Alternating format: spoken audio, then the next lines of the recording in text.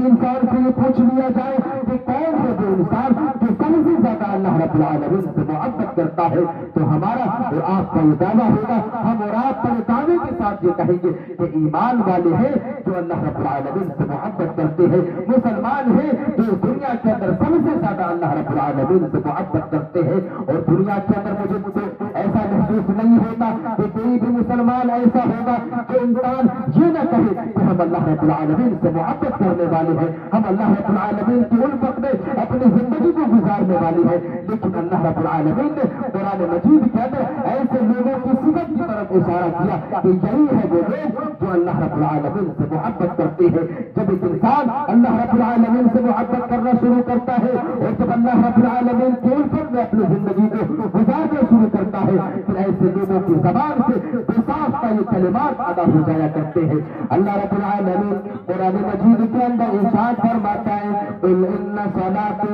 व नुसुकी व महयाया व ममाती लिल्लाहि रब्बिल आलमीन। अल्लाह रब्बुल आलमीन इस आयत करीमा के अंदर वाज़िह कर रहा है और दुनिया वाले लोगों को ये मैसेज दे रहा है, जब एक इंसान इस दुनिया के अंदर अल्लाह रब्बुल आलमीन से मोहब्बत में अपनी जिंदगी को गुजारने लगता है, अल्लाह रब्बुल आलमीन की उल्फत में अपनी जिंदगी को